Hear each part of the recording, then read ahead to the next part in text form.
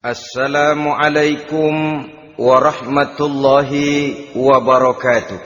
Waalaikumsalam warahmatullahi wabarakatuh.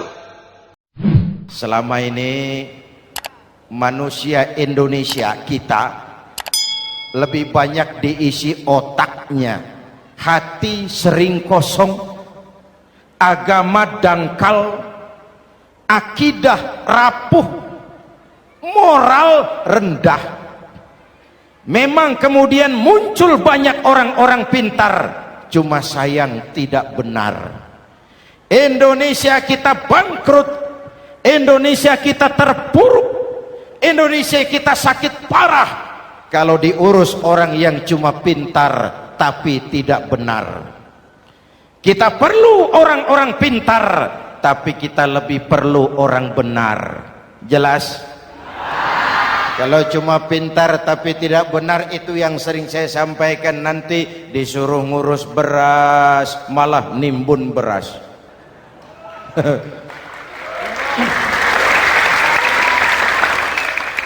Disuruh ngurus laut malah jadi bajak laut. Disuruh ngurus hutan rame-rame jadi orang hutan. Jutaan hektar hutan Indonesia kita ini merupakan kekayaan sumber daya alam kita yang harus digunakan bagi sebesar-besar kemaslahatan rakyat. Yang disuruh ngurus hukum malah bikin hukum seperti pisau, tajam ke bawah, tumpul ke atas. Jangan heran lalu di masyarakat muncul street justice, pengadilan jalanan, sebagai refleksi dari ketidakpuasan melihat sikap hukum yang sangat berpihak. Kalau yang kecil salah, hukum cepat-cepat ditegakkan.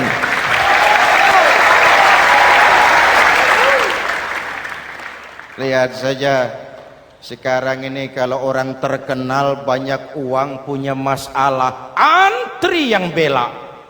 Betul?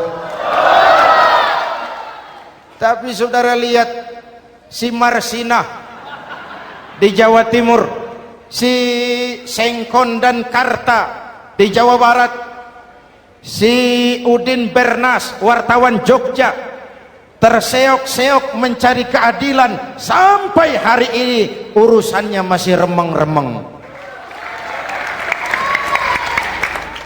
Kenapa bisa begitu? Jawabannya sederhana, tidak ada fulus. Ada fulus mulus, tidak ada fulus manfus. Betul?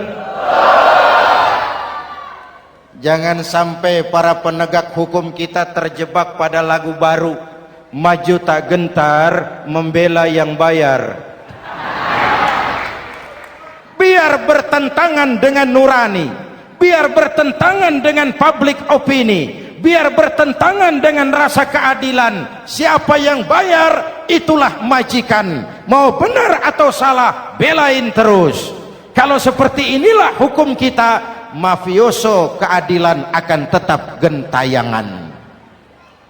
Hadirin yang saya hormati, 13 tahun beliau berjuang di Mekah, meluruskan keyakinan, memantapkan akidah, meneguhkan iman. Dari situ segalanya dimulai, dan ke situ segalanya akan menuju. Intan paling mahal, mutiara paling berharga, tidak lain adalah nilai-nilai keimanan. Kalau itu sudah tergadai, apalagi yang bisa kita banggakan dalam kehidupan ini? Kita merasa harta kita berharga, belum ada artinya ketimbang iman. Kedudukan kita punya nilai pun belum ada artinya ketimbang dengan nilai-nilai keimanan.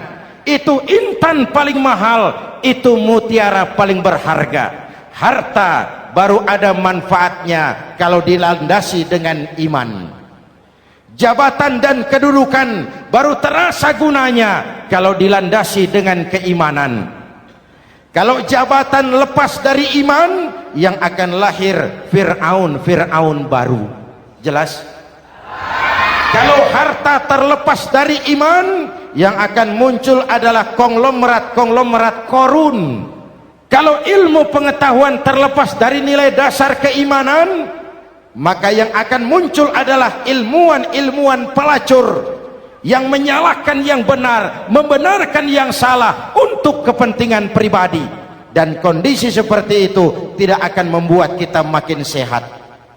Oleh karena itu pada kesempatan ini, pesan pertama saya, menghadapi zaman susah, tetap jaga akidah, tetap pelihara keyakinan. Kesulitan bukan untuk ditakuti, untuk diatasi. Hidup adalah kerja keras, bukan keajaiban. Perubahan tidak akan datang hanya dengan simsalabim abragadabra. Perubahan tidak akan muncul hanya dengan berandai-andai. Perubahan tidak akan turun dari langit seperti turunnya embun di waktu malam. Perubahan adalah kerja keras, sehingga Al-Quran membimbing kita, innallaha la yughayyiru ma biqaumin hatta yughayyiru ma bi anfusihim. Allah tidak akan mengubah keadaan suatu bangsa kalau mereka tidak mau mengubah apa yang ada di dalam diri mereka. Yang ada di dalam diri itu rule of thinking, state of mind, cara kita berpikir, cara kita memandang kehidupan, cara kita mengatasi persoalan.